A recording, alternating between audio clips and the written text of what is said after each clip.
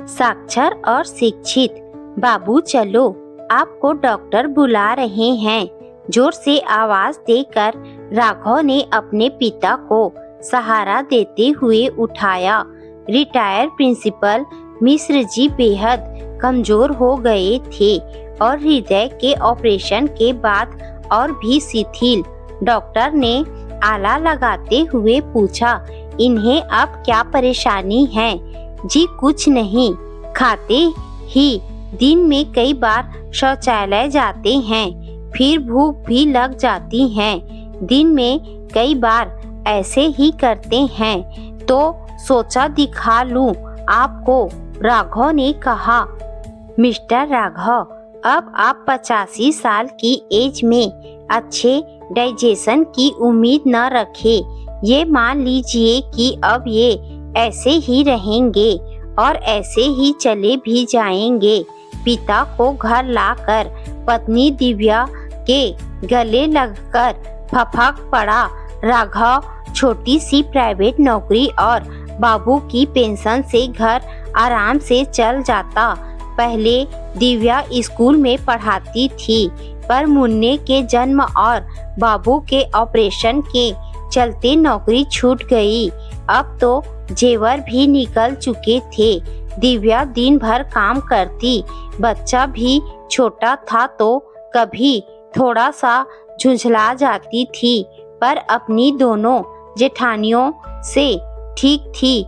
वह भी तमाम प्रतियोगी परीक्षाओं की तैयारी करती रहती। इन्हें दलिया खिला दो, मैं फैक्ट्री जा रहा हूँ, कहकर राघव चला गया। बाबू मुंह खोलो। जैसे ही उन्होंने मुंह खोला, दिव्या थोड़ा सहम गई। आज उसे बाबू और मुन्ने के पोपले मुंह में कोई अंतर नहीं दिख रहा था। उसका क्षोभ अब तिरोहित हो गया। वह मुन्ना की तरह ही बाबू की बिना गुस्सा किए सेवा करने लगी। इधर बाबू ने अब अपनी परेशानी निकालना बंद कर दिया और कभी कभी ये हाल होने लगा कि बिस्तर पर ही शौच हो जाती। घर में इलाज और खर्च भी बढ़ा था और जेठानियां ताने भी देती कि ये तो ससुर की पेंशन पे ऐश कर रही हैं।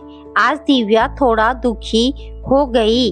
राघव कब तक अकेले संभालू? मुन्ना भी परेशान करता है और बाबू भी कभी कभी चिढ़ा देते हैं। शाम को राघव बड़ों के डायपर ले आया होगा। दिव्या, हम समझ लेंगे कि हम एक और बच्चे के माता पिता हैं। अब बाबू आए दिन कुछ न कुछ खाने की चीज बनवाते रहते। अतिरिक्त खर्च से घर का बजट भी डगमगाया रहता।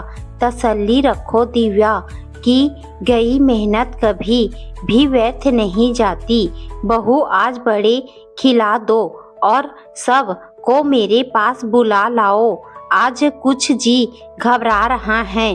बाबू, सब ठीक हो जाएगा, आप परेशान मत हो, कहकर दिव्या बाबू के लिए बड़े लेकर आई। उन्होंने बड़े चाव से खाए और कहा कि तेरे हाथ में मेरी माँ जैसा स्वाद है। धीरज का फल जरूर मिलता है बेटी। बड़े खाने के थोड़ी देर बाद ही बाबू को फिर बिस्तर पर शौच हो गई। आज तो डायपर भी खत्म थे और पैसे भी। बाबूजी की साफ सफाई कर बिस्तर बदलने के बाद बीमार दिव्या थोड़ी रुआसी हो गई। जाड़े की रात थी। नींद और थकान से चिढ़कर राघव से बोली, जाओ हवेली में, हिस्सा तो सब लेंगे, पर पीरू अकेले मैं। लेकिन राघव बाबू से बहुत राहत भी है। कोई तकलीफ हो तो झट से ऐसे समझाते हैं। कभी कभी डर भी लगता है कि इन्हें कुछ हो गया तो।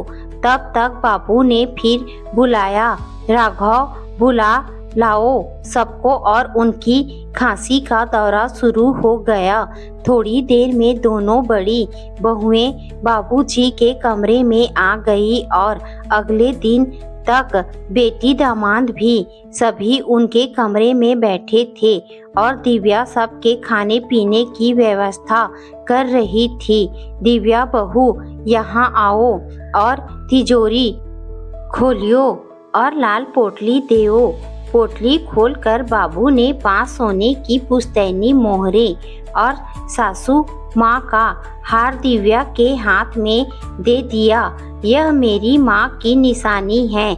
इसने मेरी माँ की तरह मेरी सेवा की तो माँ की धरोहर भी उसी की, जिसने मेरी माँ ना होते हुए भी माँ का फर्ज पूरा किया। ये मेरी पेंशन की एफडी तेरे लिए ही बनवाई थी। तेरे जेवर बिक गए थे तो बोझ था मन में, अब चैन से आंख मूंद पाऊंगा। अब तो सबके मन में ईर्ष्या भर गई कि बाबू, बराबरी तो सब बच्चों में होनी चाहिए। बिल्कुल बेटा, लेकिन तुम्हारे पास मेरे लिए समय नहीं था, न तुम्हारी पत्नियों के पास खाना। उन्हें मुझसे घिन आती थी, तब तो बराबरी न की। मैं बोझ था। लक्ष्मी कोई को बोझ न लग रही। कभी सुख दुख पूछ लेते कि बाबू क्या खाओगे, 2 क्षण पास बैठ जाते। कौवा बन के खाने नहीं आऊंगा, जिंदा तो पानी पूछते नहीं तुम लोग। जब मैं तब राघव और बहू से सेवा कराने को अकेला था, तो अब देने के लिए भी अकेला हूँ। तुम सबको बहुत कुछ दे चुका। कड़वी सच्चाई सुनकर गुस्से से भरकर सब अपनी अपनी जगह वापस चले गए। 2 महीने बाद बाबूजी भी परम धाम चले गए। उनके संस्कार के बाद सबने राघव को अपना हिस्सा लेकर अकेला छोड़ दिया। हाँ, 13वीं और श्राद्ध के अच्छे स्तर पर ना होने के उलाहने जरूर दिए। आज छोटी बहन ने ही सबका मुंह बंद कर दिया। बड़े भैया, इन्होंने जैसा भी किया हो, लेकिन मुझे एक सब्र है। उसने बाबू को 1 चम्मच भी घी खिलाया तो बाबू ने खाया, कौवे ने नहीं। इन्हें अम्मा बाबू कम पैसे होते हुए भी बोझ ना लगे। जो जिस लायक है उतना ही तो करेंगे। तुम्हारी तरह मैनेजर तो है नहीं बैंक के। तब तक मेन गेट पर दस्तक हुई। कौन जी? दिव्या, राघव मिश्रा आपकी रजिस्टर्ड कार्ड हैं। लिफाफा खोलते ही दिव्या खुशी से चहक उठी। उसका सरकारी नौकरी का नियुक्ति पत्र था। उसमें तस्वीर में बाबू मुस्कुरा रहे थे। बाबूजी का आशीर्वाद आज सच हो गया था। रिटायर मास्टर बस शिक्षा ही दे सकता है। बहू बेटा कहने वाले होंठ उसे जिंदगी का सबसे सुखद पाठ पढ़ा गए थे। उसे याद आई उनकी बात। वो साक्षर हैं, तुम शिक्षित हो। 4 अक्षर पढ़कर अगर लोग शिक्षित हो सकते, वो व्यवहारिक ज्ञान का महत्व शून्य न हो जाता। उसने श्रद्धा से नियुक्ति पत्र तस्वीर के आगे रख दिया।